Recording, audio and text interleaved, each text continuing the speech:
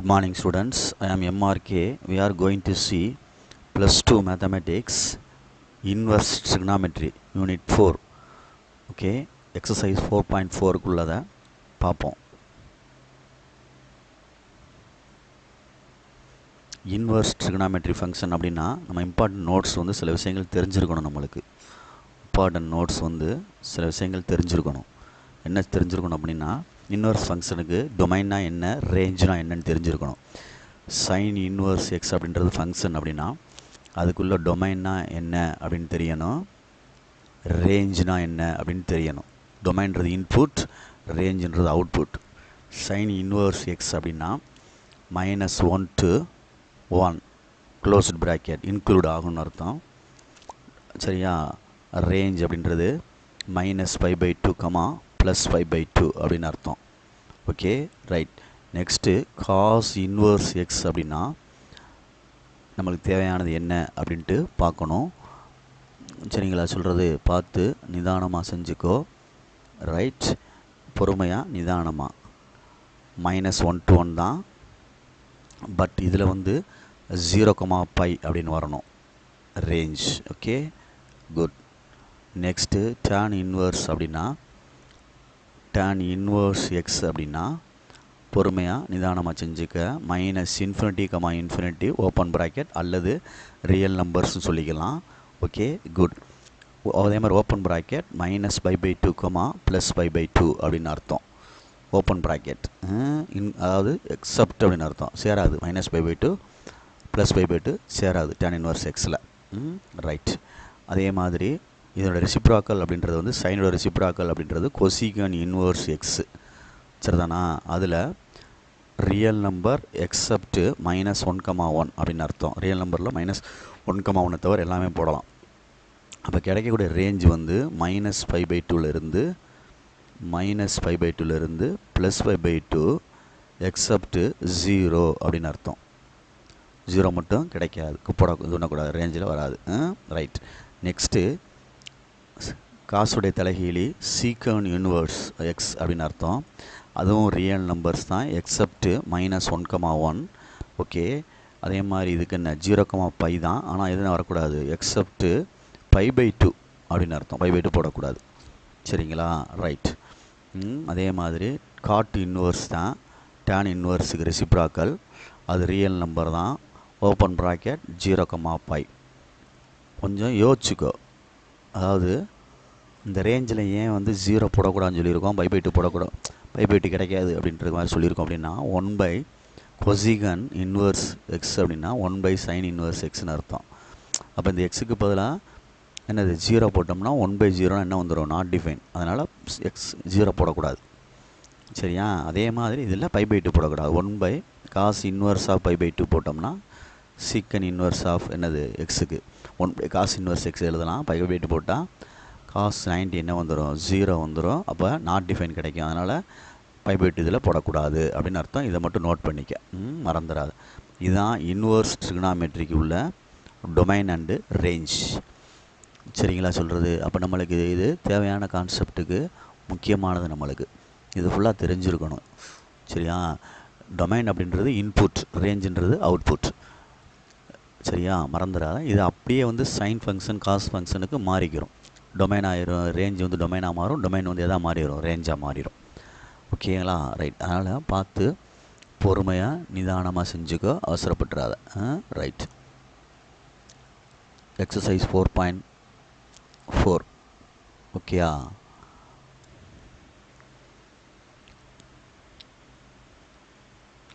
First question, exercise 4.4. Good. Secant inverse of 2/√3 அப்படின்னு கொடுத்துருக்கு. 2/√3 value கண்டுபிடிக்கணும். சரிங்களா சொல்கிறது? அப்போ சீக்கன் இன்வர்ஸ் அப்படின்னு சொல்லிட்டோம்னா நம்ம என்ன செய்யலாம், 1 காசுடைய ரெசிப்ராக்கல் அப்படின்னு சொல்லலாம். ஸோ அதுக்கு என்ன வரும் அப்படின்ற மாதிரி நம்ம பார்த்தீங்கன்னா காசுடைய ரெசிப்ராக்கல். சரிங்களா சொல்கிறது? அப்போ சொல்யூஷன் போடுறேன். Okay, right. இப்போ எடுத்துக்கிட்டோம் அப்படின்னா சீக்கன் இன்வர்ஸ் எடுத்தும் செய்யலாம், இல்லைன்னா நம்ம டைரெக்டாகவும் ஆன்சர் எழுதலாம். காசுடைய சீக்கன் இன்வர்ஸ்ன்றது காசுடைய ரெசிப்ராக்கல் அப்படின்றது.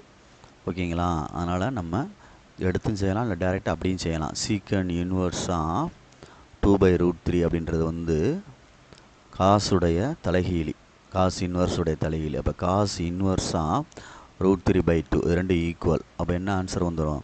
காசு இன்வர்ஸ் ஆஃப்னா காஸ் 30க்கு வந்து என்ன வந்துடும்? √3/2 அப்படின்னு வரும். அப்போ ஆன்சர் வந்து 30 டிகிரி. அது π/6 அப்படின்னு எழுதணும். ஓகேங்களா? சொல்கிறது π/6 அப்படின்னு அர்த்தம். அப்போ சீக்கனுடைய ரேஞ்ச் என்ன சொல்லியிருக்கோம் அப்படின்றத நான் வச்சுக்கோ. 0 to πன்னு சொல்லியிருப்போம், 0 to π அப்படின்னு சொல்லியிருப்போம். அதனால் அதுக்குள்ளே இது என்ன செய்யும்? வரும். பிலாங்ஸ் டு 0 to π அப்படின்றது என்ன அர்த்தம்? 0 to π தானே சொல்லியிருந்தோம். அதில் எக்ஸப்ட்டு எது போடக்கூடாதுன்னு சொல்லியிருந்தோம். அதனால் இது உள்ளே அடங்கத்தான் செய்யும். எக்ஸப்ட் π/2ன்னு சொல்லியிருந்திருப்போம் காசுக்கு. அப்போ இது பிலாங்ஸ் டு π. ஓகே, இவ்வளோ தான் ஆன்சர். புரியுதா அப்படின்ட்டு பார்த்துக்கோ நிதானமாக. டைரெக்டாக இன்வெர்ஸ் வந்து ரெசிப்ராக்கல் பண்ண முடிஞ்சால் பண்ணிக்கோ. ஓகேங்களா? இது ஃபஸ்ட்டு சம். செகண்ட் சம் பொறுமையாக நிதானமாக பார்த்துக்கோ. Cot inverse of √3. காட்டுன்றது டேனுடைய தலைகீழி. அப்போ 1/, அப்படி அர்த்தம். அப்போ டேன் இன்வெர்ஸ் ஆஃப் 1/√3ன்னு போட்டுக்கலாம். √3/1ன்றது எதாவது மாறுது? 1/√3ன்றது /1ன்றது எதாவது ரெசிப்ராக்கல் பண்ணையில் 1/√3ன்னு மாறிக்கிடுச்சு. அப்போ டேன் இன்வெர்ஸ் ஆஃப் 1/√3 அப்படின்றதுக்கு 1/√3 எந்த ஆன்சருக்கு வரும்? 30 டிகிரிக்கு வரும். 30 டிகிரிக்கு வரும். 30 டிகிரிக்கு வரும்னா டேனில் π/6ன்னு அர்த்தம். அப்போ பிலாங்ஸ் டு ஓப்பன் ப்ராக்கெட் -π/2, +π/2 அப்படின்னு ஓப்பன் ப்ராக்கெட் போட்டிருப்போம். நீ இதை வந்து அந்த இன்வெர்ஸ் ட்ரிகனாமெட்ரி ஃபங்க்ஷனுடைய டேபிளில் பார்த்துக்கிறணும். இந்த ஆன்சர் இந்த இன்ட்ரோலுக்குள்ளே வரணும். ஓகேங்களா? ரைட். அதனால் முதல்ல அந்த இன்ட்ரோடக்ஷனில் கொடுத்த ஃபஸ்ட்டு இந்த சம் ஆரம்பிக்கிறதுக்கு முன்னாடி சொன்னல அந்த இன்ட்ரோடக்ஷன் உள்ளதை மெமரைஸ் பண்ணிடு கரெக்டாக. Okay, good. Next third one பொறுமையாக. Cosecant inverse of -√2. ஓகேங்களா? ரைட். இது என்ன எழுதலாம்? சைன் கொசீகனுடைய தலைகீழி சைன் இன்வெர்ஸ் ஆஃப் -1/√2ன்னு எழுதலாம். சைன் மைனஸ் தீட்டானா மைனஸ் சைன் தீட்டான்னு வேணால் எழுதிக்கலாம். சைன் இன்வெர்ஸ் ஆஃப் 1/√2ன்னு எழுதிட்டோம்னா சைன் 1/√2 வந்து π/4ன்னு அர்த்தம். 45 டிகிரி. π/4 அப்படின்னு அர்த்தம். π/4ன்னு அர்த்தம். அது பிலாங்ஸ் டு க்ளோஸ்டு ப்ராக்கெட் -π/2, +π/2 இன்டர்வலில் இருக்கத்தான் செய்யும் π/4 அப்படின்றது. ஓகேங்களா? ரைட். பார்த்து பொறுமையாக நிதானமாக செஞ்சுக்கோ. சரிங்களா? Right. Next second some.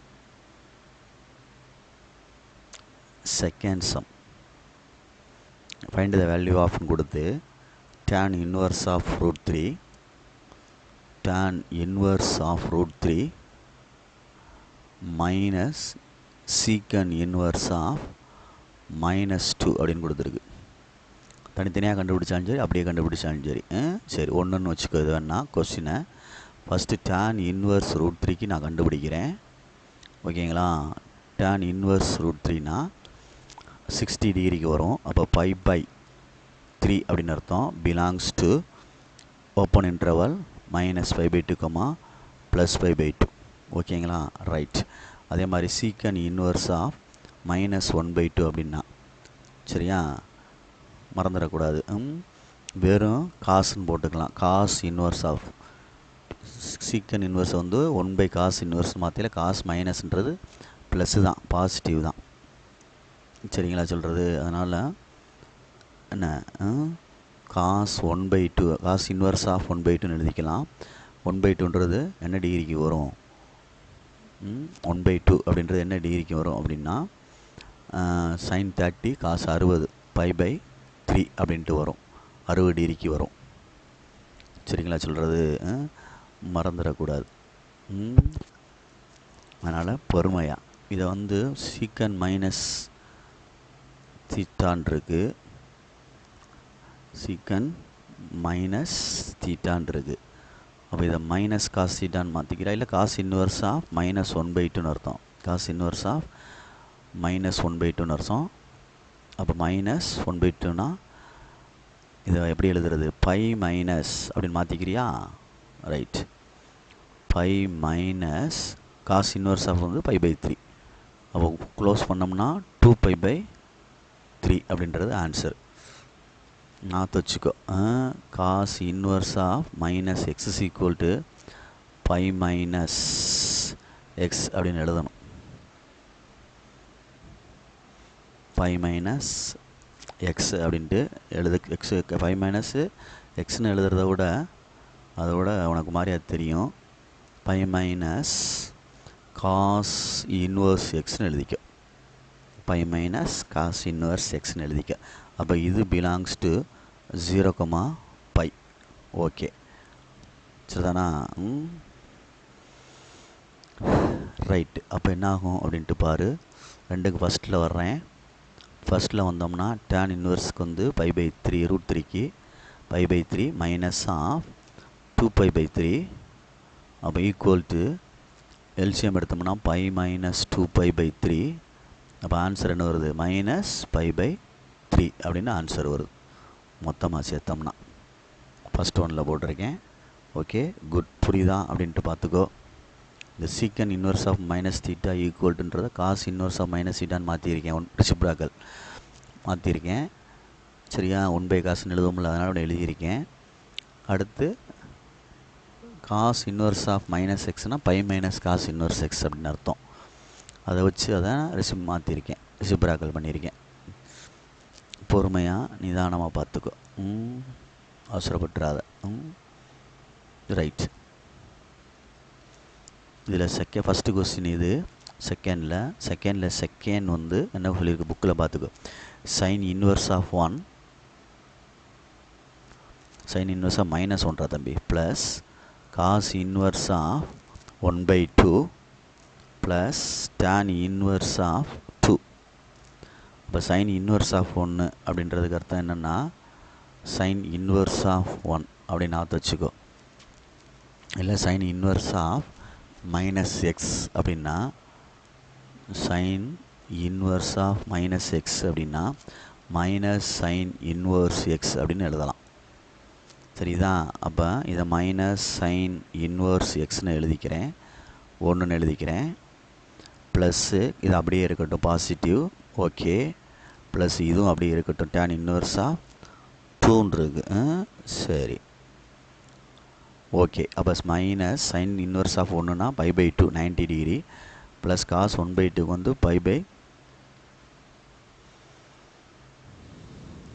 Cos sign 30 cos 60 π/3 அப்படின்னு எழுதிடலாம். ஓகேங்களா? அடுத்து காட் இன்வர்ஸ்ன்னு இருக்குடா, சாரி டேன் இன்வர்ஸ்ன்னு எழுதிட்டேன் கொஸ்டினில். ஏன்னா டேன் இன்வர்ஸ் 2 வராதில்ல, நாட் பிலாங்ஸ்டுன்னு ஆயிரும். காட்டு இன்வர்ஸ் அப்படின்னு அர்த்தம். அப்போ காட் இன்வர்ஸு அப்படி தான் இருக்கும், அதை நம்ம கண்டுபிடிக்க முடியாது cot inverse. So cot inverse அப்படியே இருக்கட்டும். ஓகேங்களா? அப்போ இது என்ன ஆகும்? ப்ளஸ் காட் இன்வர்ஸ் ஆஃப் 2 தான். இப்போ சரி பண்ணோம் அப்படின்னா என்ன வந்துடும்? Minus 3 2s are 6 minus 3π plus 2π plus cot inverse of 2. அப்போ minus π/6 plus cot inverse of 2. Good. அவ்வளோதான் செகண்ட் சம். ஸோ நிதானமாக கேர்ஃபுல்லாக படிச்சுக்கோ, அவசரப்பட்டுறாத. ஏன்னா ஒன்றுக்கும் விஷயங்கள் இருக்குது நிறையா, அதை நம்ம பொறுமையாக நிதானமாக செய்யணும். அப்போ நிறையா விஷயங்களை நம்ம யோசிக்க வேண்டிய சூழ்நிலையில் இருக்கோம். சரிங்களா சொல்கிறது? Good. Next third some.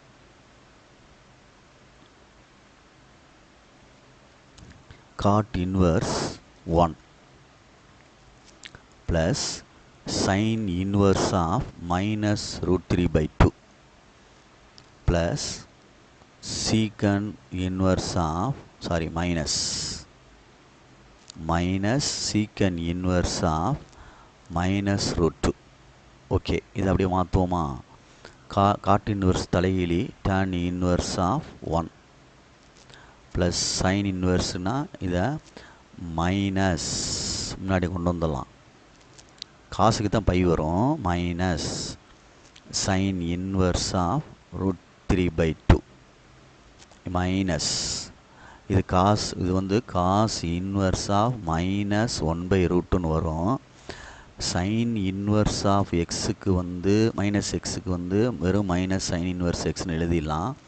Cos inverse of minus எக்ஸுக்கு வந்து பை மைனஸ் காஸ் இன்வெர்ஸ் எக்ஸ்னு எழுதணும்.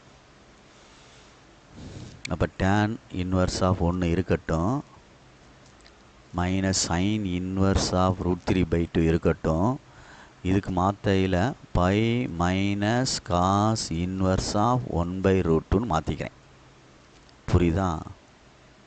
ரைட். இப்போ என்ன ஆகும் அப்படின்ட்டு பாரு. Tan inverse of 1 π/4 minus sine root 3/2 π/6க்குனா 3 மைனஸ் ஆஃப் பை மைனஸ் 1/√2 π/4.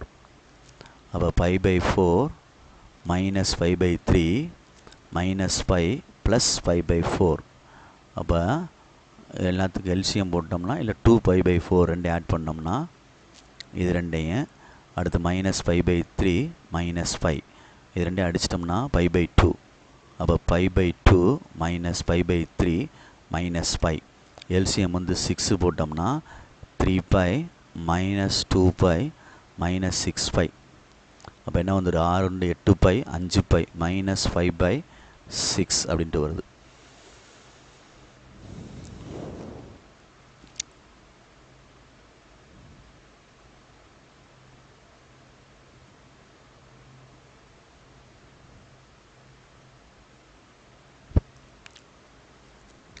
புரிதான்னு பார்த்துக்கோ, நிதானமாக செஞ்சுக்க, அவசரப்பட்டுறாத. சரிங்களா? நிதானமாக.